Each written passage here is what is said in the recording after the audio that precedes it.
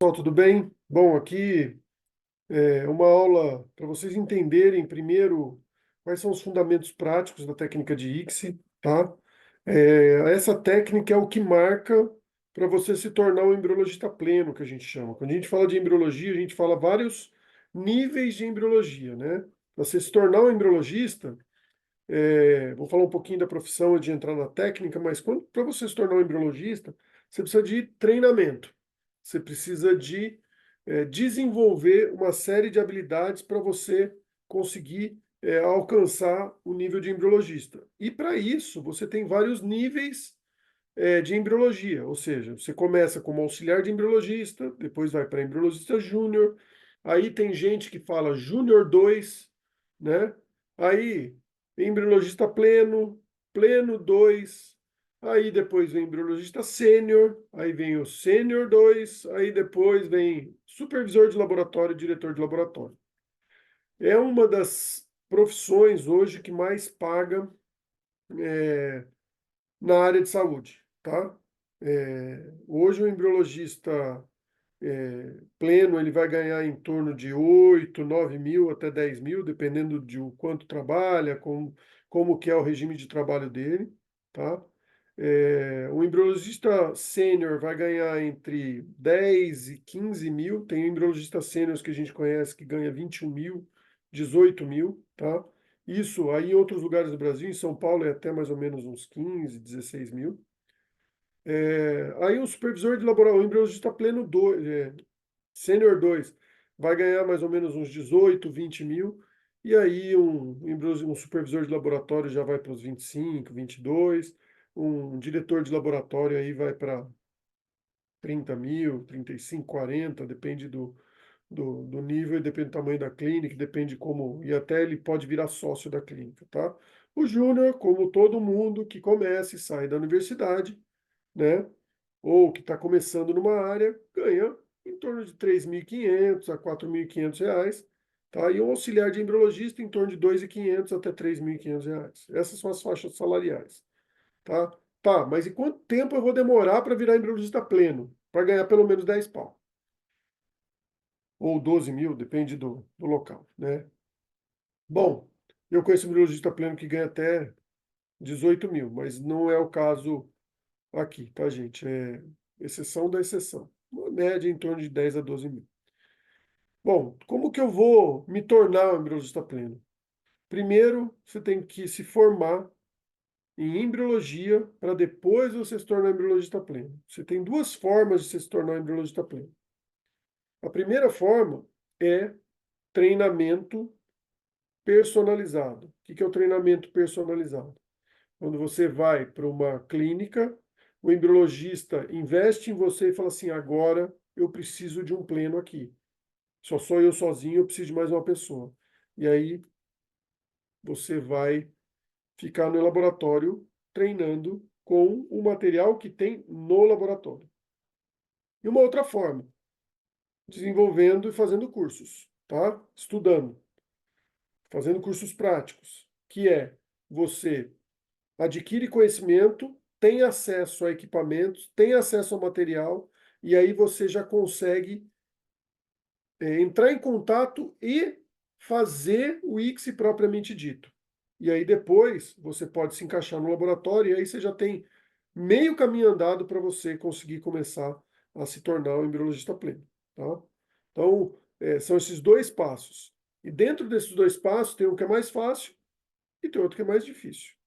O mais fácil é fazer o curso, investir num curso de ICSI prático. O mais difícil, obviamente, é você arrumar um laboratório, conseguir um estágio, que também vai ter que passar por isso, tá? Não se engane, né? Conseguir um estágio, e aí você começar do zero dentro do laboratório, tá? Quando você já faz um curso prático, não só o de ICSI, mas curso de vitrificação, ou quando você faz uma pós-graduação em embriologia com enfoque prático, ou seja, na prática, né, que tenha todos os cursos práticos, é, e tem todas as horas práticas, você já tem meio caminho andado. Então, a sua ascensão é muito mais rápida. Então, o teu investimento no começo é maior, a ascensão é mais rápida. Se você tem menos investimento no começo, sua ascensão, você vai subir, obviamente, mas sua ascensão vai demorar um pouquinho mais, tá? E, obviamente, isso depende de você, depende do esforço que você tem, do esforço que você vai ter dentro do laboratório, né? Proatividade, ficar até mais tarde treinando, perder aí alguns sábados e alguns domingos, né? Dentro do laboratório para conseguir realizar aí o sonho de ter essa profissão, tá? Então vamos lá. Quando a gente fala, primeira coisa que a gente fala quando a gente vai falar de ICSI, né? A gente tem que entender o que é a maturação do óvulo, tá? O que é um óvulo maduro, o que é um ócito maduro, tá? E aqui eu coloquei, isso aqui são fotos do meu mestrado na época, isso aqui é ócito de bovino, tá? Mas a gente fez uma coloração que é fluorescente, que é com Rush 33342, onde a gente conseguia identificar cada fase da maturação nuclear do óvulo. Então, a gente, na reprodução humana, a gente classifica só de três formas. Primeira forma, GV ou VG, né? GV é vesícula germinativa, tá? GVBD, que é quebra da vesícula germinativa, né? Germinal Vesicle Breakdown. Metáfase 1, anáfase, telófase 1 e metáfase 2. Em bovino, a gente consegue classificar 5 vezes. Corando, a gente consegue classificar em 5 etapas, tá? E sem corar? Sem corar, a gente só consegue classificar em humano VG ou GV, tá? Vesícula germinativa. Metáfase 1, tá? E M2, que é quando ele extrui o primeiro corpúsculo polar. Ou seja, você vai avaliar um ócito ou imaturo em VG, imaturo em metáfase 1 ou maduro em metáfase 2, tá? E aí você vai injetar o óvulo aqui, em metáfase 2, tá, gente? Então tá bom. Sabendo disso, que é o básico do básico, ou seja, eu só posso pegar óvulos em M2 para injetar, e tem gente que injeta em metáfase 1, tá? Por quê? Porque a gente nunca sabe, a gente não corou, lembra? Então a gente nunca vai saber se ele está em metáfase 1 mesmo, ou seja, se eu injetar não vai dar nada, ou se ele está em anáfase telófase 1, ou seja, ele já está começando a destruir o primeiro corpúsculo polar, e aí se eu injetar ele vai terminar de destruir o primeiro corpúsculo polar e ele vai conseguir fazer a fertilização, tá? Então tem gente, eu, por exemplo, eu injeto em metáfase 1 também, tá? Fertilizou, eu considero ele como M2, como metáfase 2. Então vamos lá, para o laboratório de fertilização in vitro. O que é um laboratório de fertilização in vitro? Lá é o laboratório onde recebe o gameta feminino, recebe o gameta masculino, junta esses gametas e forma o embrião. É literalmente isso. É um laboratório onde a gente faz a fertilização in vitro. E aí a gente tem processos que são seguidos para se fazer a fertilização in vitro, tá? O primeiro processo é a punção folicular, ou seja, a gente tem que captar os óvulos, que é um processo que depende médico, embriologista e paciente, tá? Ou seja, envolve esses três atores aí, essas três pessoas, essas três personas, né? O paciente, o médico e o embriologista. O paciente, a paciente, no caso, né, ela tem os óvulos, tem os folículos. O médico vai fazer a captação dos óvulos e o embriologista ele faz a procura desses óvulos, tá? Faz a procura desses óvulos no microscópio, ou no estereomicroscópio, na lupa, como vocês querem chamar, tá? Então vamos lá. Aqui é o é um videozinho onde um vídeo antigo, mas que ilustra muito bem como que funciona. Isso aqui é uma sala cirúrgica, tá? Onde tem um ultrassom e dentro, por esse ultrassom que a paciente é aspirada, ou seja, é um ultrassom que ele tem uma probe, que é uma probe que a gente chama intravaginal, que ela entra pela vagina e pelo fundo do saco vaginal ele punciona os folículos, tá? Aqui ele está testando uma bomba, é uma bomba de vácuo, tá? Essa bomba de vácuo é onde ela vai formar o vácuo para puxar o líquido folicular, que é o líquido que está dentro dos folículos, tá? Nesse caso aqui, a gente tem um banho-maria, mas na maioria das vezes a gente consegue passar direto para a sala, da sala cirúrgica para o laboratório, porque a gente tem um pass-through, a gente tem uma janela que a gente passa os tubos com os folículos, né? Vou dar uma adiantada aqui para ficar mais fácil. Aqui eles estão preparando a sala cirúrgica para se fazer a captação, né? Então, eles lavam, né, a vagina, eles tudo abrem os campos, né? Tudo estéril, né? E aqui ele está montando a probe, ou seja, onde ele vai encaixar a agulha, tá? É o guia da agulha que encaixa na probe do ultrassom. Óbvio que é tudo estéreo, o ultrassom não dá para esterilizar, então eles usam uma que a gente chama de camisinha, né? Tem gente que usa a camisinha mesmo, tá? E tem gente que usa um filme plástico estéreo para se fazer, para se encapar, né?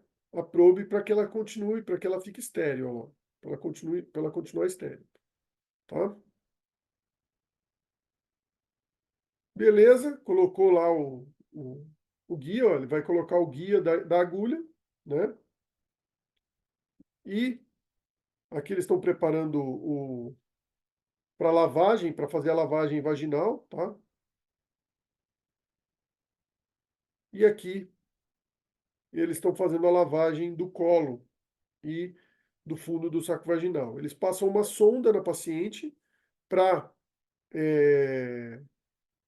para fazer, para tirar, para retirar para esvaziar a bexiga, né, da paciente. E ali eles vão fixar o tubo com a agulha ligada na bomba para poder fazer a aspiração do folículo, tá? Ali, ó. Eles ligam a agulha no tubo da bomba e enfiam a agulha no, no guia da probe do ultrassom, tá? Ou seja, aí eles lavam com meio de cultura, vocês estão vendo aqui, ó, enchendo de meio de cultura aqui, lavam todo o sistema, né? E aí eles veem os folículos lá no ultrassom e entram com a agulha e fazem a captação do folículo, tá? Vai mostrar aqui a agulha entrando no folículo.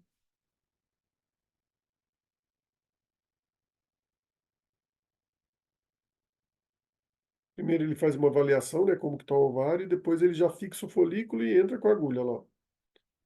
E aí, entrando com a agulha, o folículo vai murchando, porque ele vai puncionando o líquido folicular. E o óvulo, ele está grudado num pedúnculo envolto de células do cúmulos, onde ele é aspirado junto com o líquido folicular, tá? Esse procedimento é um procedimento estritamente médico, tá?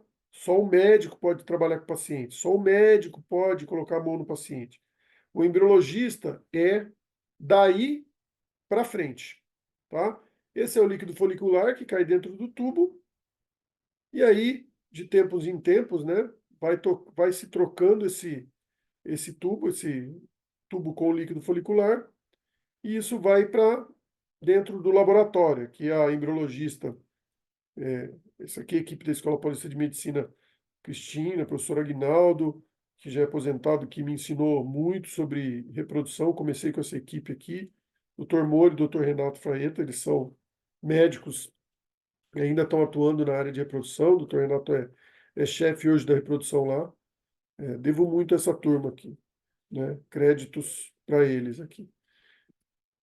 E aí, de um lado, a gente está fazendo a captação dos óvulos, do outro lado, a enfermeira já colocou o marido para colher o sêmen, para coletar o sêmen. E aí, coletou o sêmen, né? Obviamente, não vou mostrar a coleta de sêmen aqui, mas coletou o sêmen, geralmente por masturbação. A gente tem que preparar esse sêmen para a ICSI, né? Então, recebeu o sêmen num tubo, né? A gente recebe num potinho, né? Que é o pote coletor. de sêmen, deixa ele dentro da incubadora ou deixa em cima da placa aquecedora a 37 graus. Tem gente que deixa a menos, a temperatura menor. Esse sêmen, ele vem é, coagulado. Então, geralmente, você tem que deixar um tempo, em torno de 20 a 30 minutos, para ele liquefazer. Ele liquefaz e aí você vai fazer a contagem da motilidade, ou seja, do quanto esses espermatozoides estão se movendo. Essa câmara chama câmara de Howell, tá? Nem se usa mais essa câmara, hoje em dia se usa a Mackler, né? Essa câmera ela serve para contar motilidade, né? E que é o quanto eles estão se movendo. A gente também faz a análise de concentração, ou seja, o quanto tem de espermatozoide lá.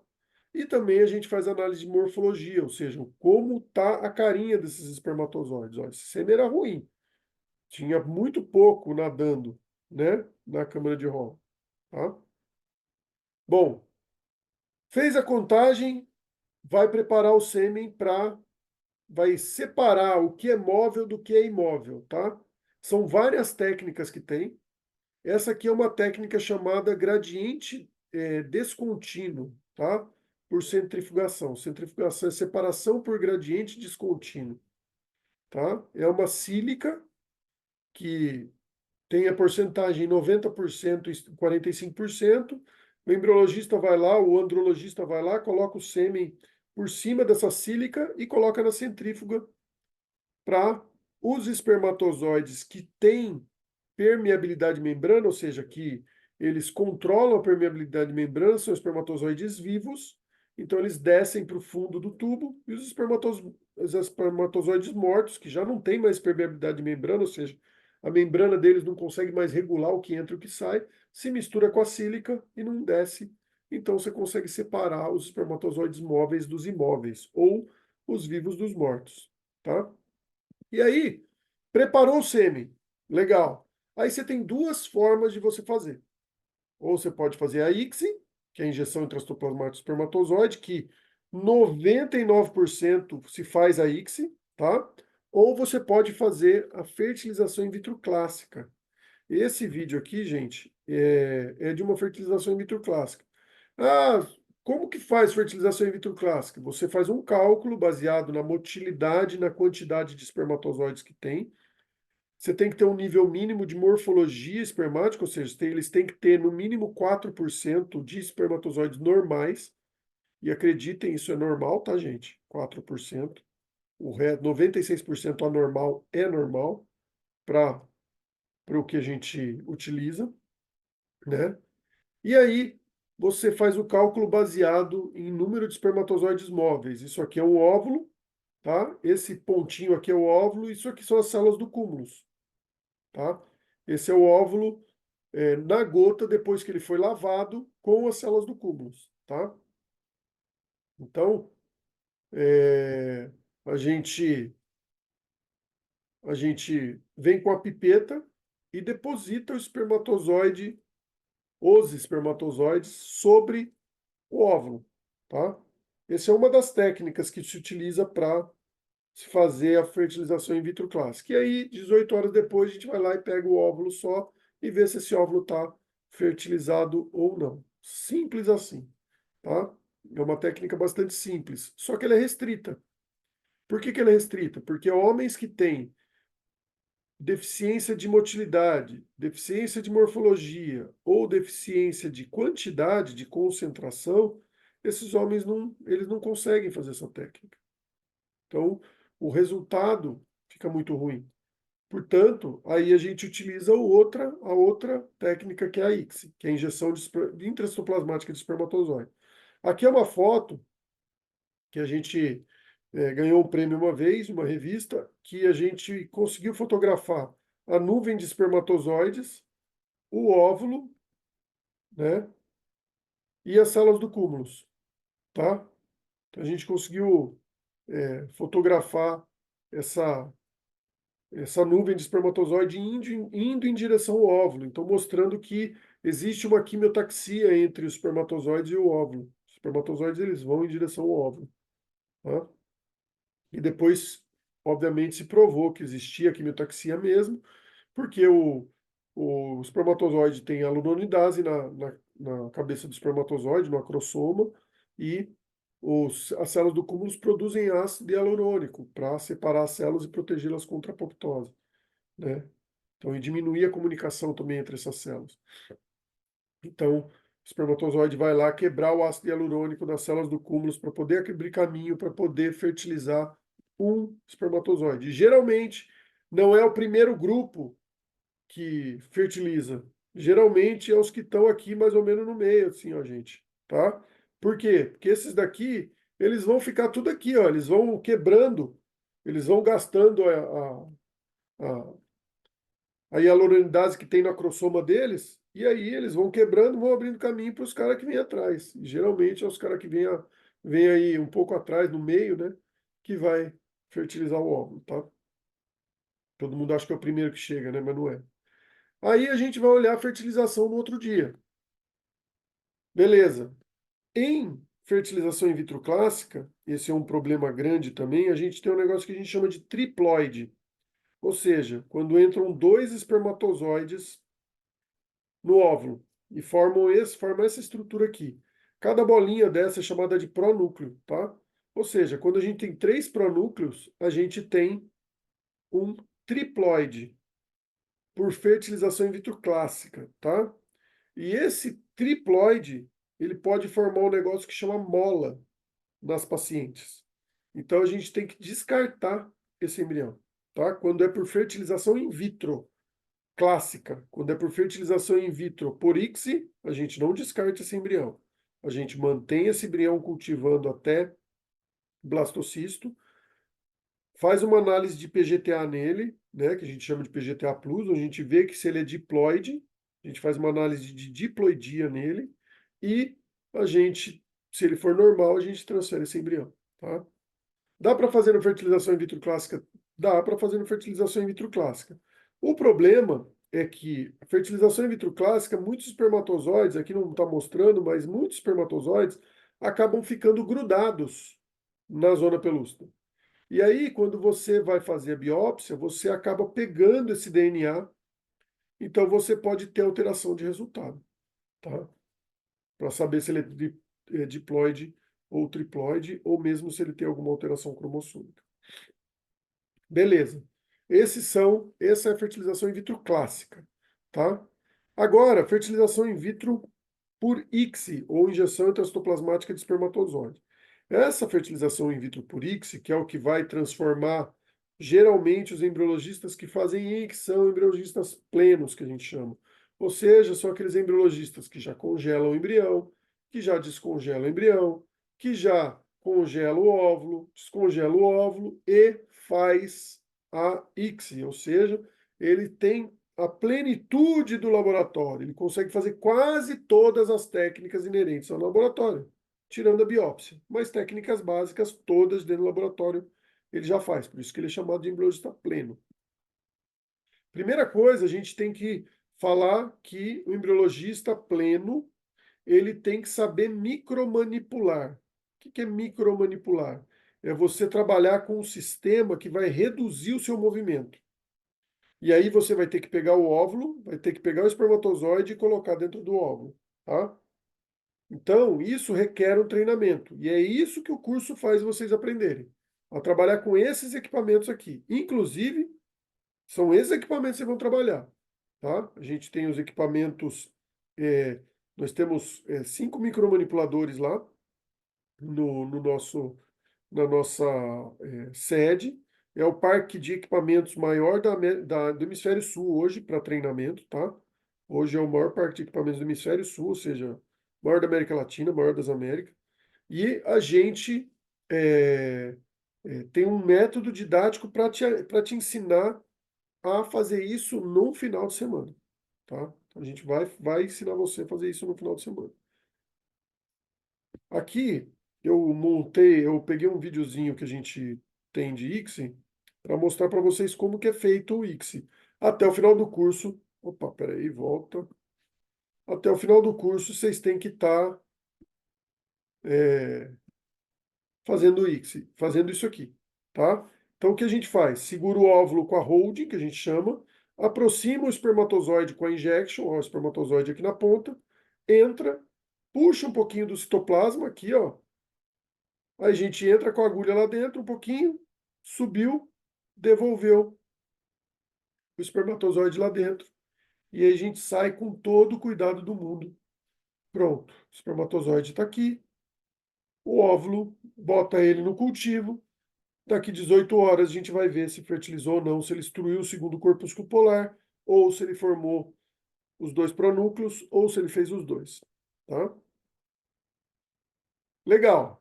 Botei lá e eu vou fazer o cultivo. No cultivo, aí é só observação, gente. O ICSI já foi. Aí acabou o trabalho do embriologista, teoricamente, né? É só observação. O que que é observação? A gente vai olhar os nossos sistemas de cultivo, ou seja, a gente vai olhar dentro da incubadora, eles vão para dentro de uma incubadora. A gente tem dois tipos de incubadora.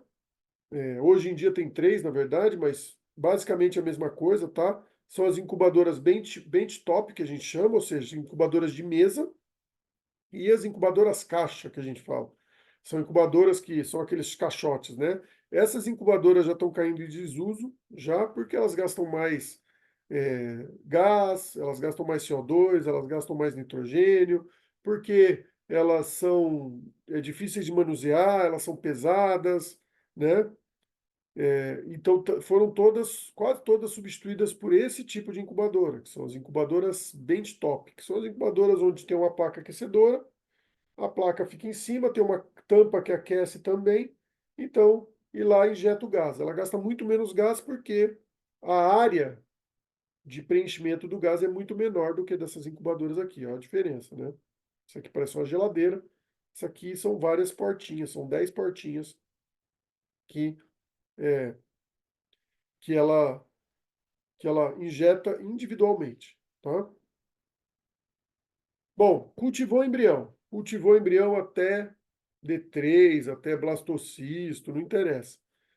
Cultivou embrião. Geralmente se cultiva hoje até blastocisto. Antigamente se cultivava até o dia 3 de cultivo, até 8 células.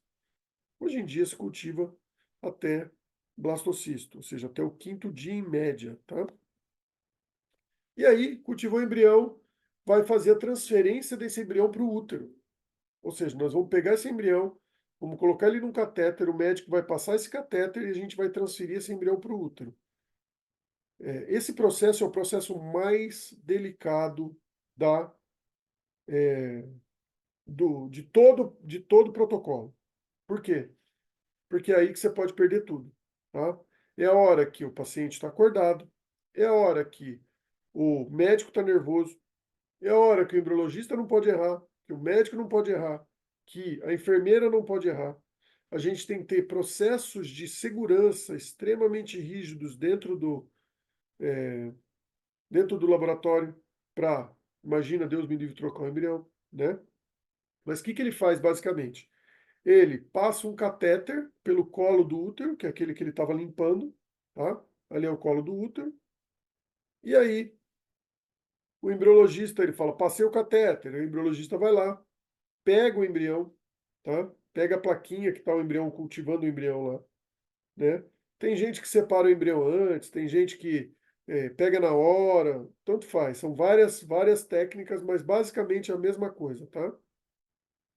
O embriologista pegou o embrião, aí o que ele vai fazer? Vai passar o embrião para o catéter, olha lá, nesse caso ela passa por uma gota na placa aquecedora, e aí ela pega a parte interna do catéter, olha lá, e aí ela puxa o embrião no catéter, tá? Puxou o embrião no catéter, ela leva até o médico, passa o catéter lá para dentro do útero, tá vendo? E aí ela injeta, aqui, ó, ela injeta o embrião lá dentro, e aí tira-se todo o conjunto, ou seja, todo o catéter mais camisa do catéter, e isso vai para dentro do laboratório para fazer a lavagem desse catéter para saber se o embrião é teimoso, que a gente fala, né? Ou seja, se ele vai ser teimoso quando ele nascer, se ele continua no catéter ou se ele foi para dentro do útero. Se não tiver nada, quer dizer que ele foi para dentro do útero, tá? Chance do embrião voltar no catéter é muito pequena, menos de 1%, tá, gente? Menos de 1%.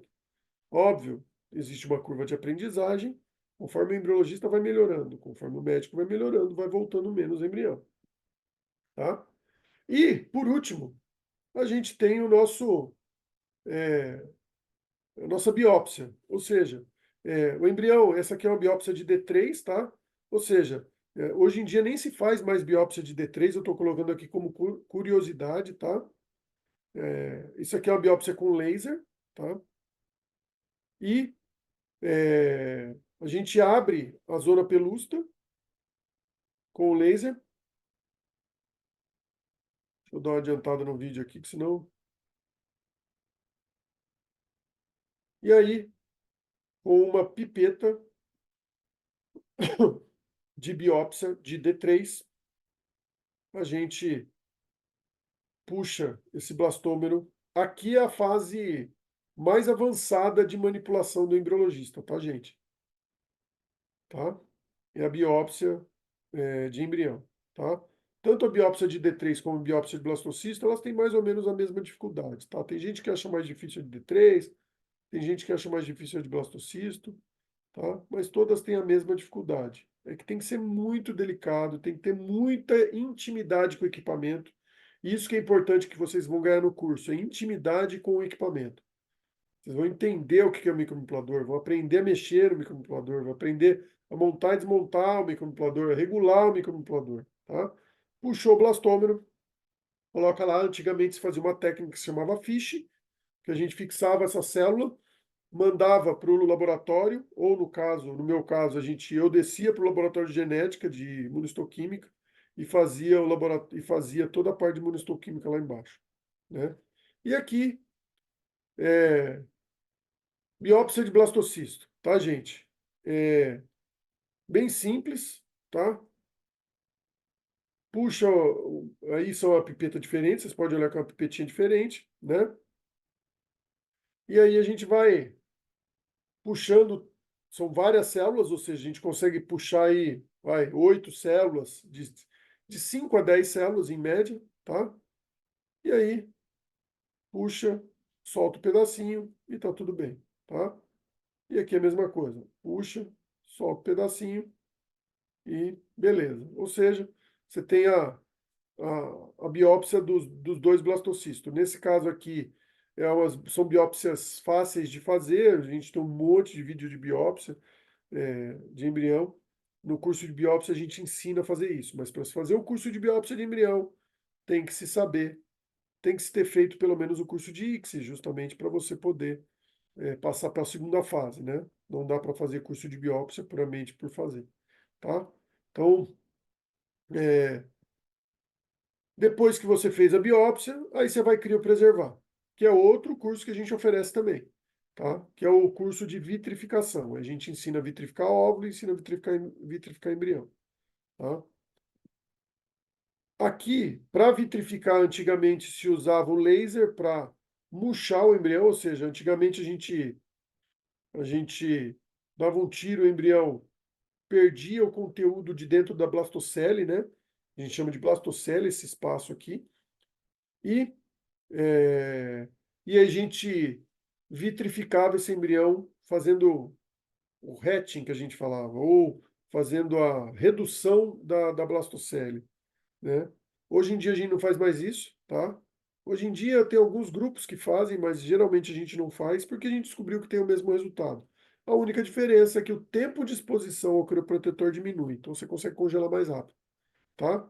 E aí vai para dentro dos botijões de nitrogênio onde as pacientes ficam guardadas a menos 196 graus, tá? É importante lembrar que todo laboratório, todo embriologista, mesmo que seja júnior, ele tem que estar dentro de um sistema organizacional do laboratório. Ou seja, dentro do sistema, você tem que ter um sistema que organize para você não confundir paciente, para você não confundir embrião, para você não confundir é, óvulo, para não confundir espermatozoide, amostra de sêmen. Então tem que tomar muito, mas muito cuidado, tá? Então é importante esse sistema organizacional do laboratório, que hoje em dia já existem sistemas muito bons dentro do laboratório, dentro dos laboratórios. É difícil ter um laboratório que ainda não tenha sistema, tá? Hoje é uma exigência da vigilância sanitária.